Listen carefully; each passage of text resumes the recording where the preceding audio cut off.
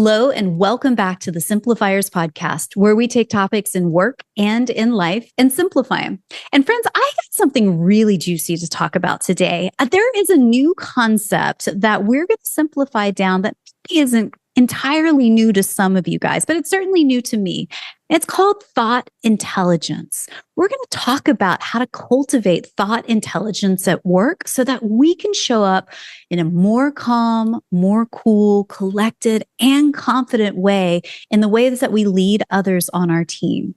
My special guest today, her name is Katherine Fry, and she's the CEO and founder of Marble Peak Consulting. She's also the creator of Refresh HR, which is a first of its kind app specifically for HR professionals and people leaders. She serves as the president of Elevate HR and founder of HR Empower Hour, which helps HR leaders reclaim their energy, amplify their influence, and transform culture from the inside out.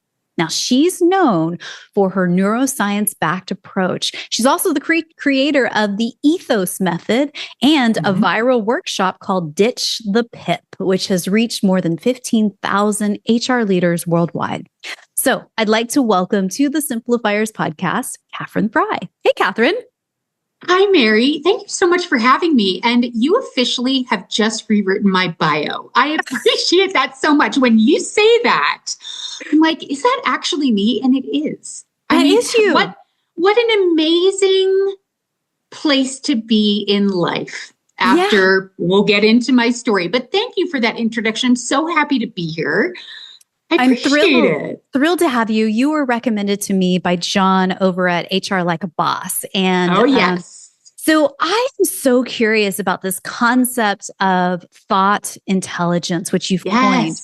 Take us back. What is your story that led you to create thought intelligence? Oh, it's an interesting story. So I live just outside of Aspen, Colorado. I am in the heart of the Rockies. I am 4 hours from Denver. I am what they say in the middle of nowhere. And we do a lot of hiking around here.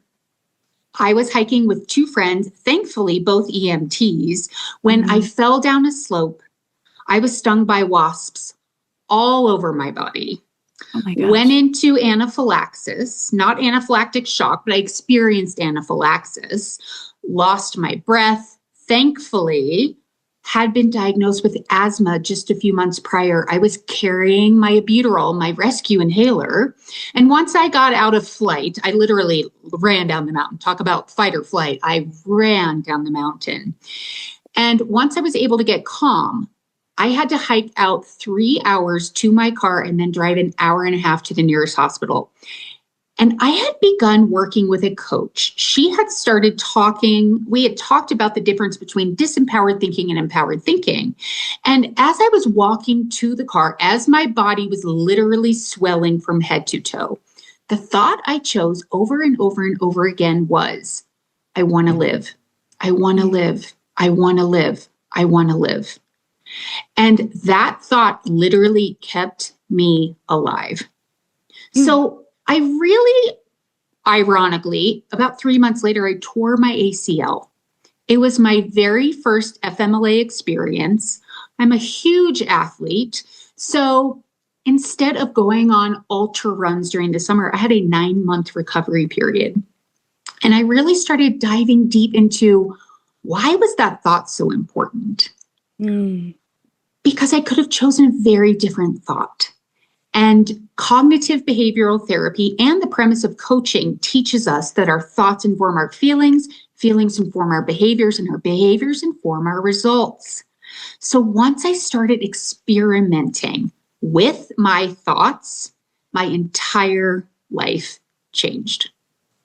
It's incredible. I mean, I can't even imagine having to go through something like that and then have to do that long ass hike, getting back down the mountain before you're even close to an ambulance. What was running through your mind in that? You just had to be singularly focused, right? I was singularly focused, and it was that one thought I kept on repeat in my mind.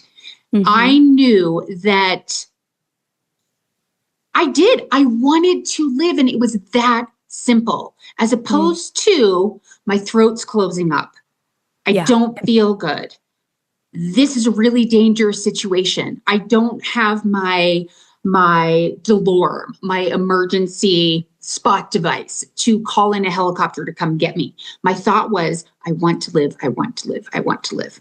So it sounds like you're shifting your thought process and your focus away from panic and fear and towards a more empowering thought, right? Yes. And as I was recovering from my ACL surgery, I started doing a lot of research on neuroscience, the power of thinking. And there's a woman who wrote a book by the name, I don't remember the name of the book. Her name is Jill Bolte Taylor. She is out of Harvard, and she has uncovered that our brain, when we're in fight or flight, that biochemical response, that reaction, we can't do anything about it. Our brain's going to go haywire. We are going to have a literal chemical response that we cannot control for only 90 seconds. It's the thoughts we choose after those 90 seconds that could perhaps disempower us or empower us. And in my case, literally keep me alive. It's incredible. So it's incredible. So how can this translate then to the workplace? Let's go there. Right. And this is my work. So I've been in HR since 1997.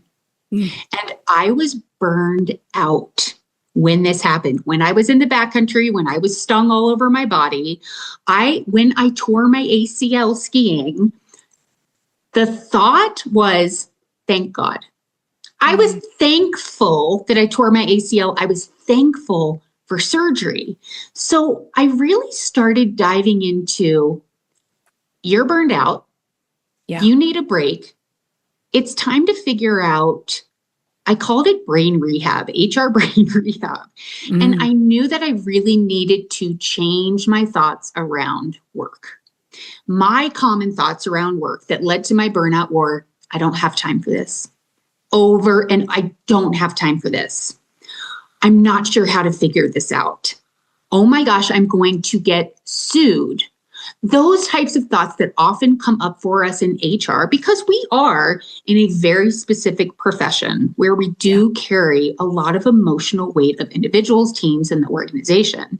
So my thought was, how can we actually shift out of those disempowered thoughts that we have on repeat as individuals, but collectively as a profession?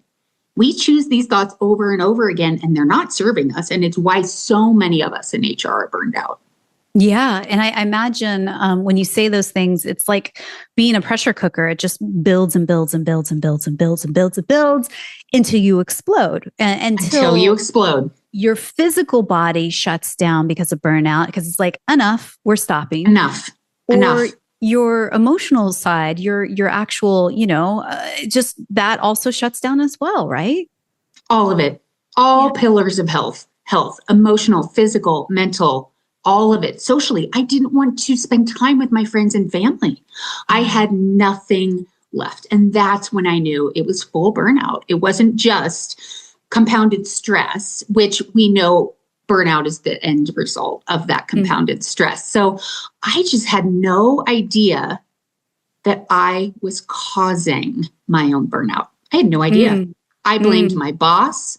I blamed the culture of the organization. And I know we talk a lot about systems, this systematic error. Humans have created the systems. We are the cause. We are also the solution. Yeah.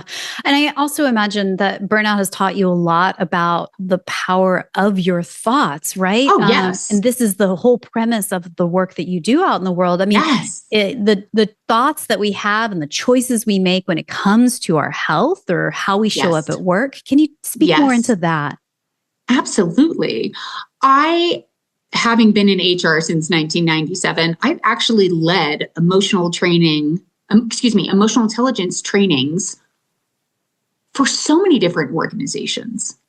And I do believe emotional intelligence is extremely powerful, but when we get really granular about it, when we think about what is causing emotional dysregulation in ourselves and in others, it's our thoughts. So I just believe that emotional intelligence is great. It's a great foundation, but thought intelligence is what I call the unknown precursor to emotional intelligence. So we talk a lot in the workplace about, hey, do better, feel better.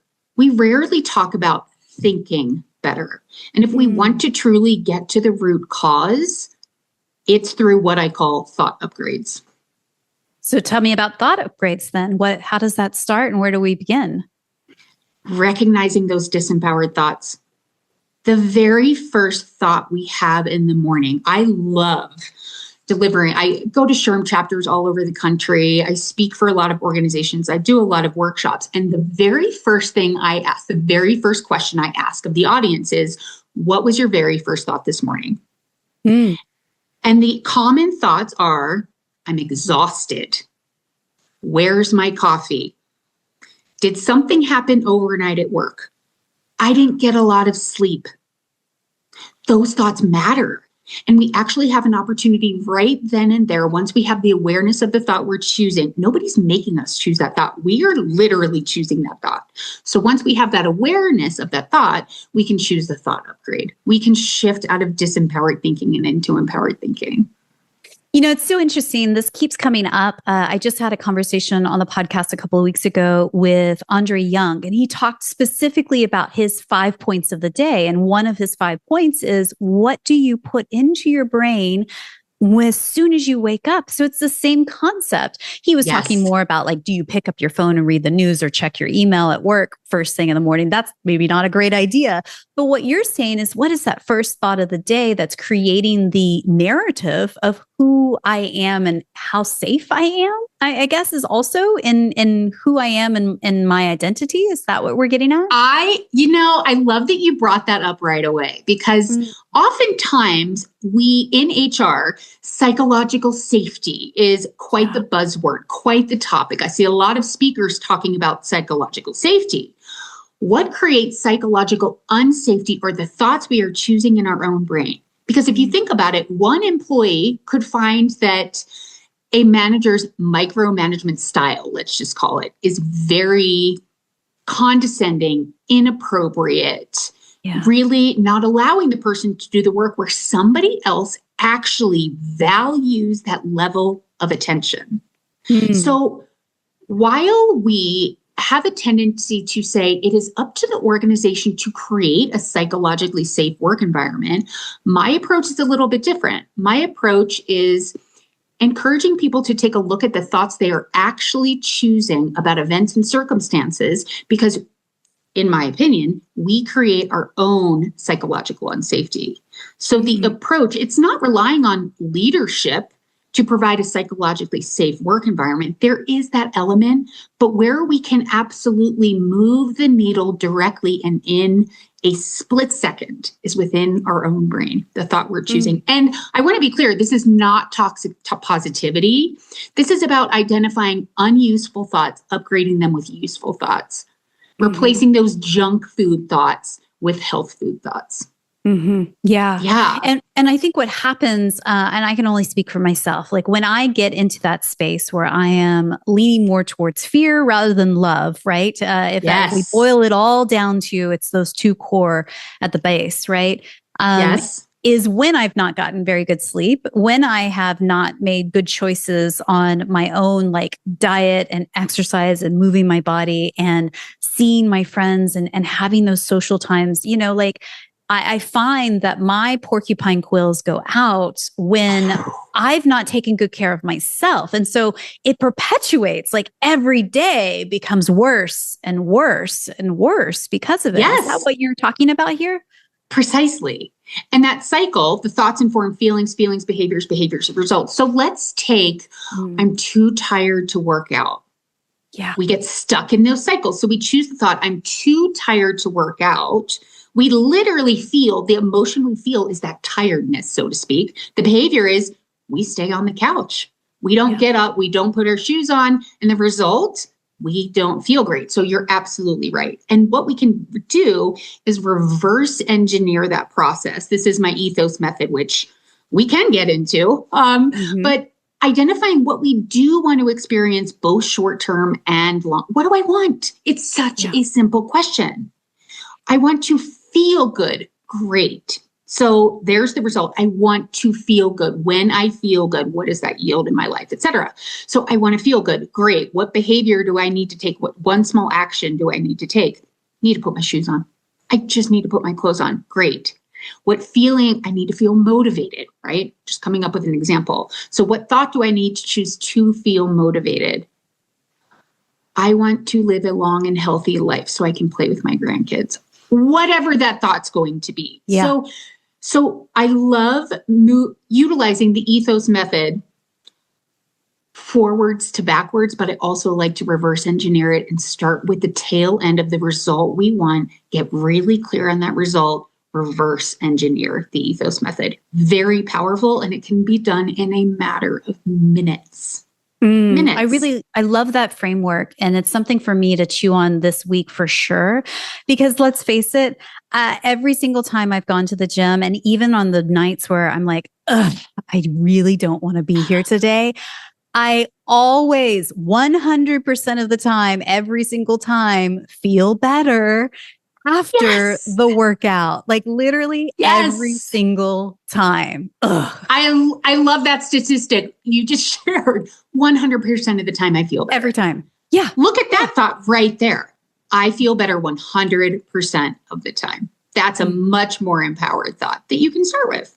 It's definitive too. And I know that the days where I'm dragging myself to the gym where I'm like, oh, but maybe just sit on the couch for 10 more minutes. Or the thing I do sometimes, this is really vulnerable. Anybody that goes to my gym has probably seen me do it, is I'll sit in my car for 10 minutes just to check one more email, just to check something before I get myself actually through the door. So like there are times where I'm just like, I am literally here. I am wearing the clothes. I have all the things, and I'm still even stuck in the parking lot for 10 minutes because my brain wants to like delay for whatever reason and procrastinate. But then I always cut myself off. I'm like, 10 minutes, Mary, that's it. And then try to wheedle that down to less. But I get in the gym and I feel better at the end. I love that. And that thought of, Mary, 10 minutes, that's it. Yeah. I think it's Mel Robbins who has the 5, 4, 3, 2, 1 countdown. Yes. I love that one too. I have a client who utilizes the 5, 4, 3, 2, 1. She, mother, HR professional based in Maryland. She serves multiple businesses in multiple states.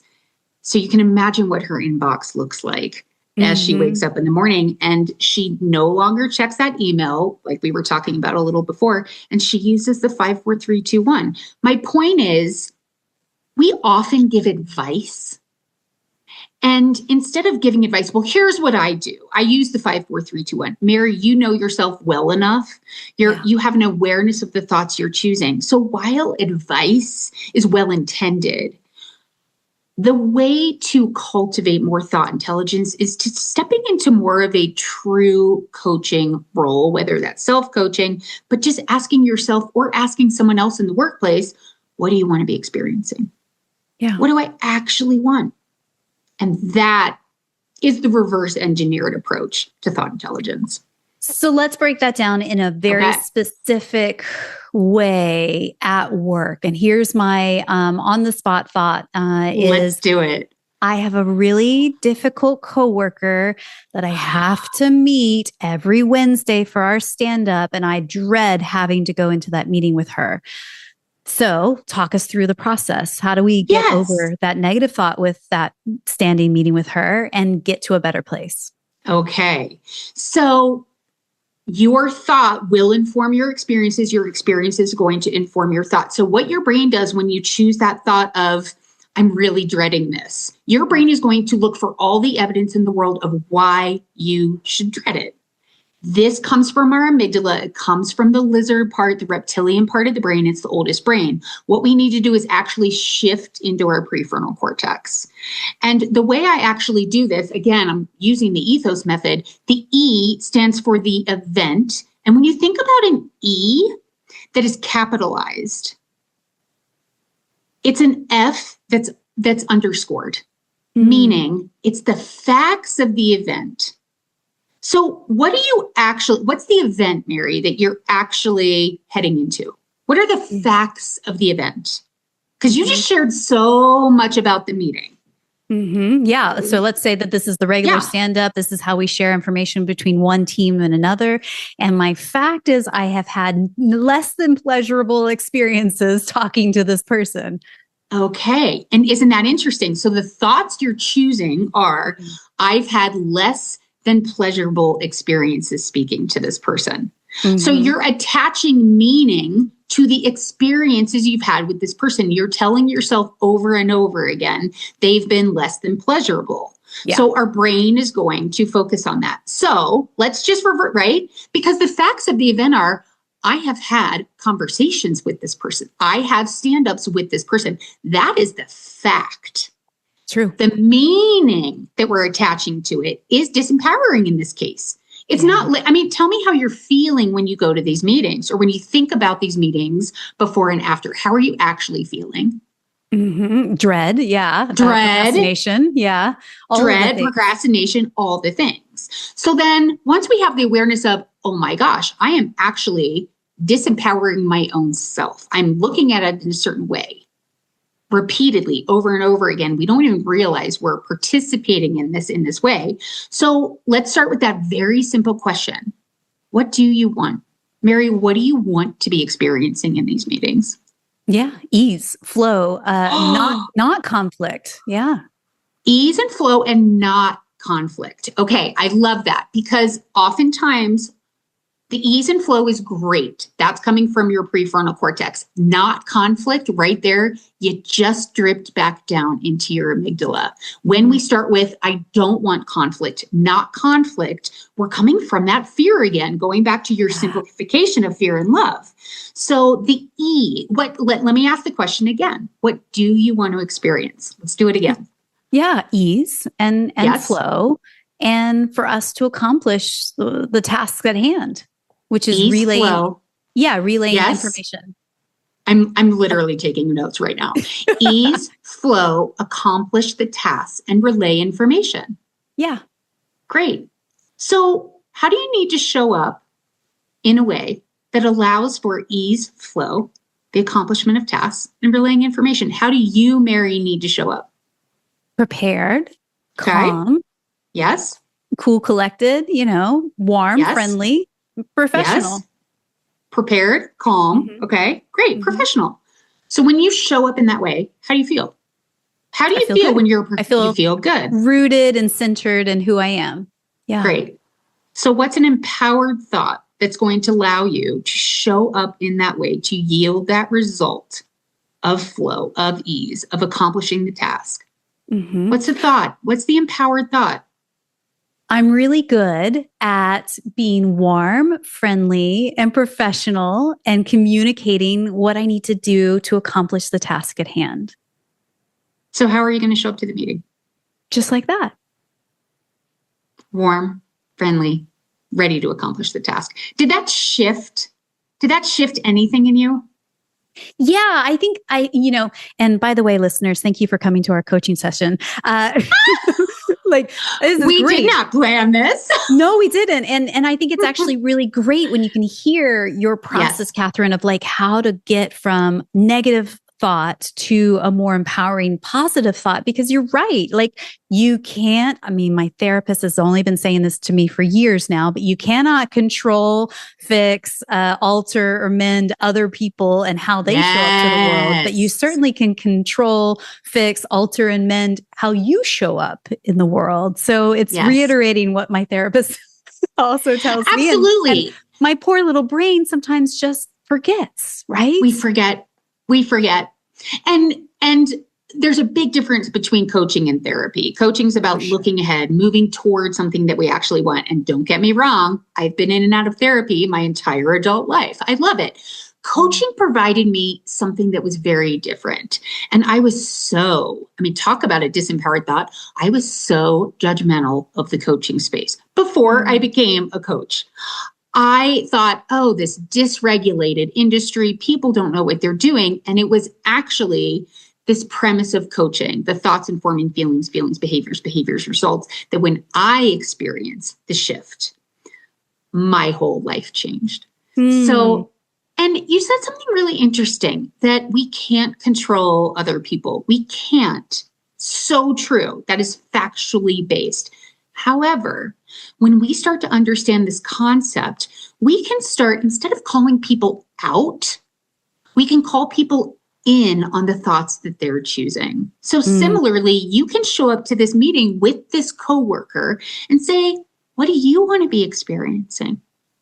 Yeah. And and her, I believe it's a her, correct me if I'm wrong in this case, but if she starts going into, I don't want to be stressed, I don't want to be overwhelmed, the don't indicates she's stuck in her amygdala. And there's a way not to call her out on that.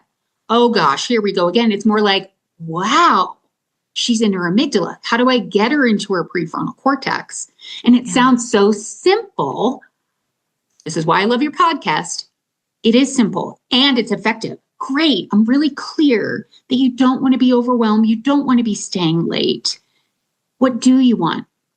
Oh, well, I want to actually, when I'm at my kiddo's soccer game on Saturday morning, I don't want to be checking emails. Yeah. Okay, great. You want to a little bit into the prefrontal cortex. You want to be at your kiddo's soccer game, but back down to the amygdala. I don't want to be checking emails. We call them in again. So clear on, you want to be at your kiddo's soccer game. What do you want to be experiencing at your kiddo's soccer game? I just want to have my phone off and I just want to be focused on watching my kid have the time of his life, whatever that is. So just inviting our colleagues into their prefrontal cortex. We can't change people. We can certainly invite them to choose their own thought upgrades. And it's I would a game changer. 100%. And I would encourage you, if you're listening to this right now, raise your hand if you've ever been in a situation like what I've just described. And you're like, yeah, but Mary, wait, she or he, or they are not going to ever come to the table and have this conversation with me. But here's my thought, is that actually what you do is you forward this episode to them and say, hey, I just listened to a really interesting episode on the Simplifiers podcast. Have a listen. And then see if this sparks a new thought for them, right? Boom.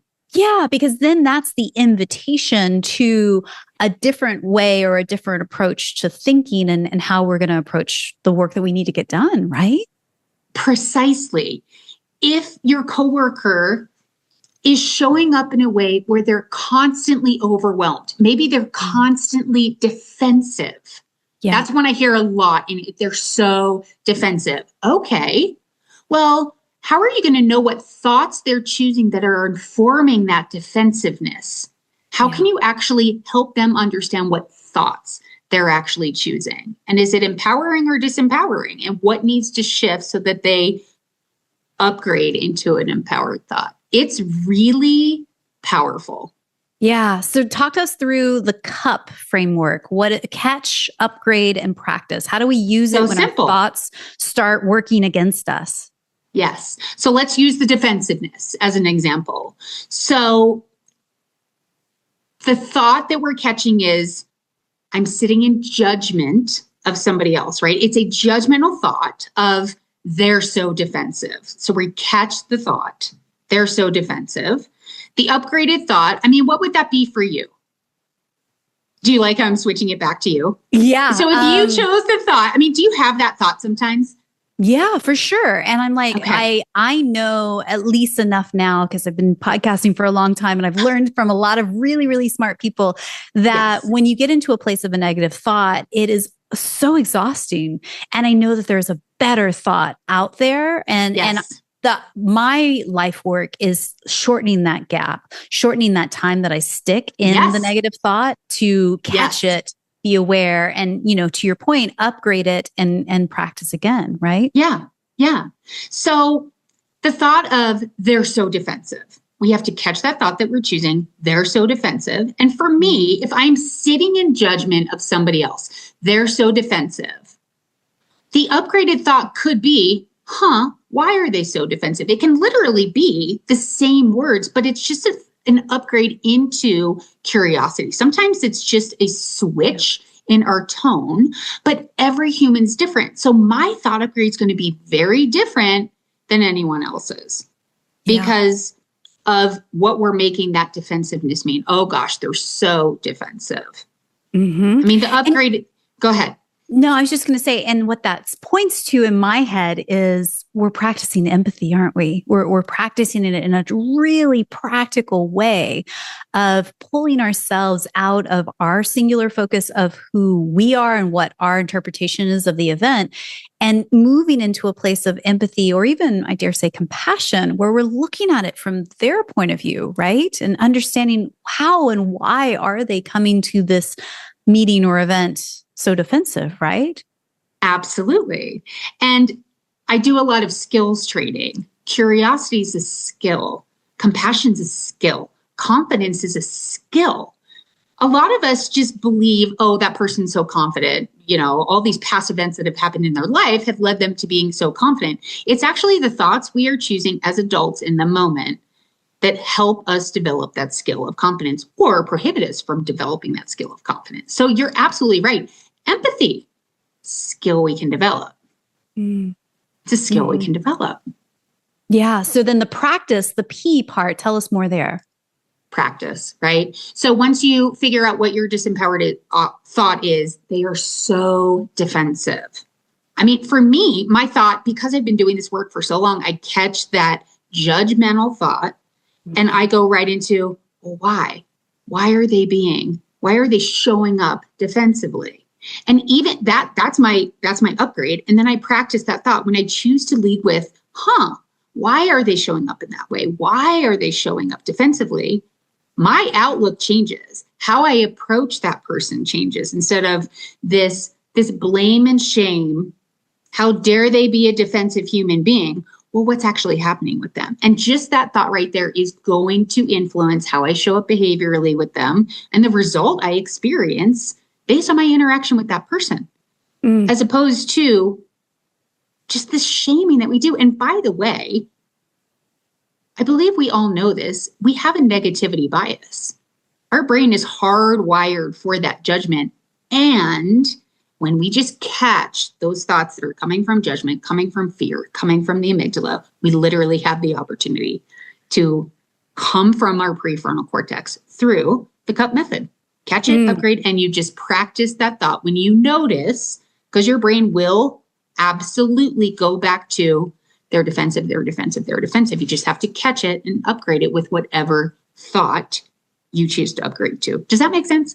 It totally makes sense. And aside to our listeners, if you are in the car or on a treadmill and you're like, this is really good stuff, I don't have a piece of paper to write this down, we got you. Just head over to the show notes over at thesimplifiers.com. That's where you'll find all the things that we talk about today in this episode. So one more question then, Katherine, you talk about connection conversations. How can those help us have those more empowered thoughts? And how does that help us create better boundaries at work that feel healthy? My gosh, I have a kind of a long answer to that. Right before you and I got on this recording, I was working with a coaching client. And she was talking about crucial conversations, specifically difficult conversations. And depending upon most people, the meaning they attach to a difficult conversation comes from fear. It's kind of like a performance improvement plan, very rooted in fear. When I look at a traditional quote unquote difficult conversation, what if this is right here? We catch ourselves if we believe difficult is disempowering. We catch that thought right there.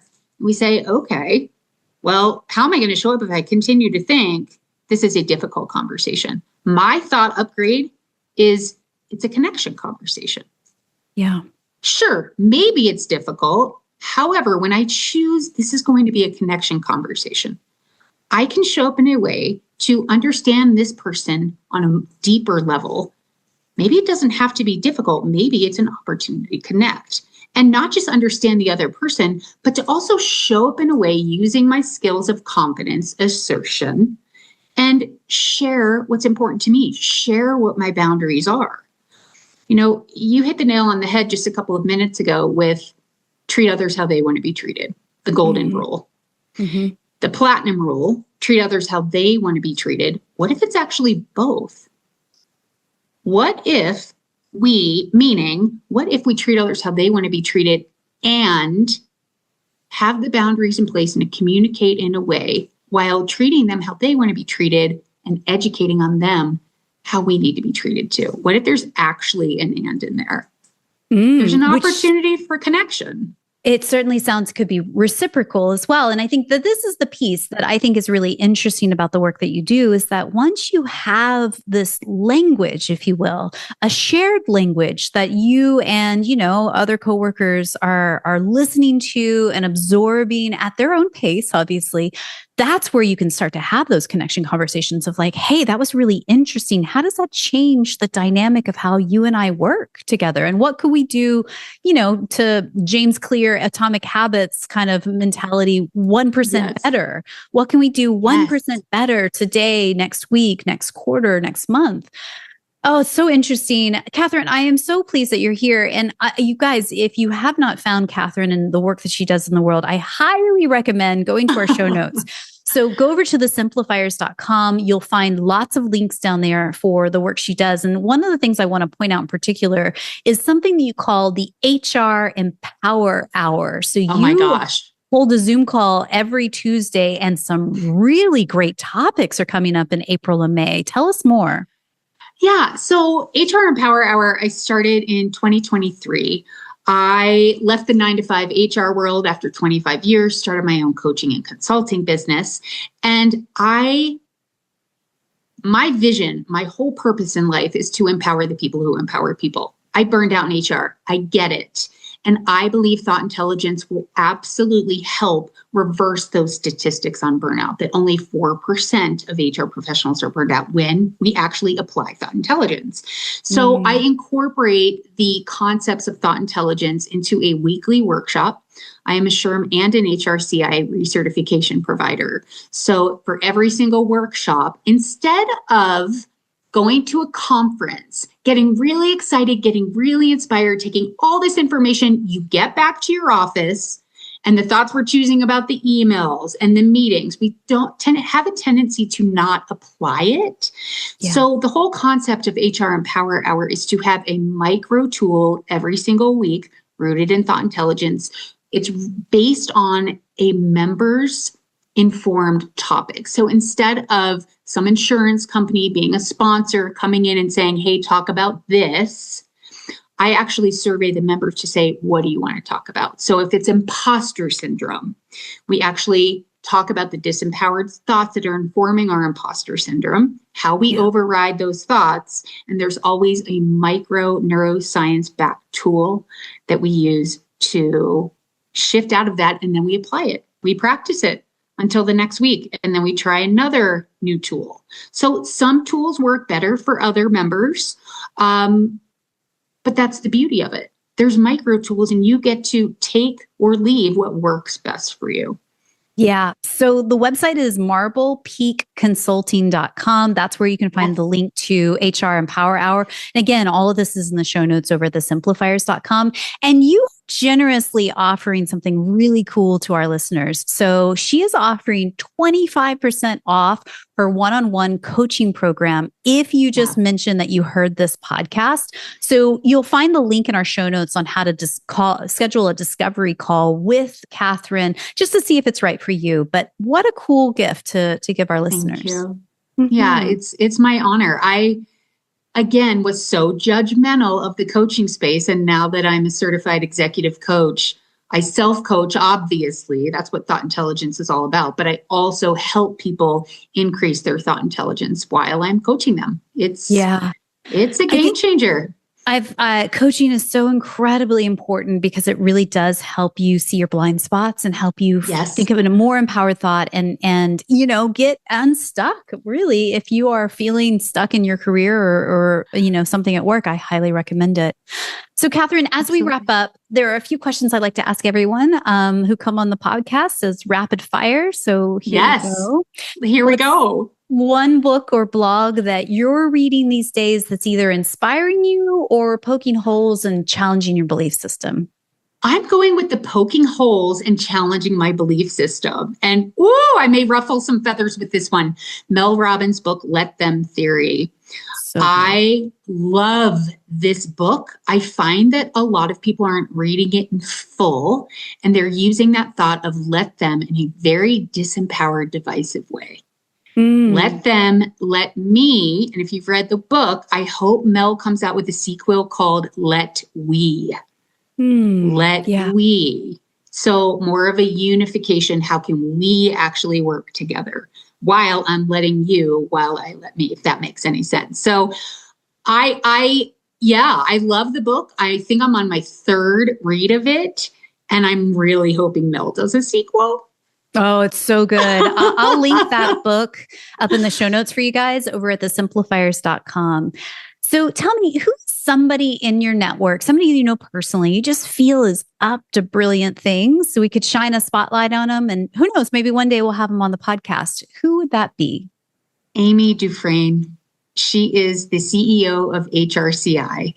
And for those of us who've been in HR for a long time, HRCI was the original certifying body of our profession. Amy, being a fearless female, is impacting the global HR community in a way I've never seen before. She's phenomenal. I love the work that HRCI does. Oh my God, it's incredible. And yes, I will definitely link her up in the show notes for you guys to find her as well. So I believe gratitude and simplicity go hand in hand. Tell me, what are you grateful for today? Sitting in this chair right now, connecting with you, connecting to your viewers and your audience. And it's truly that simple for me.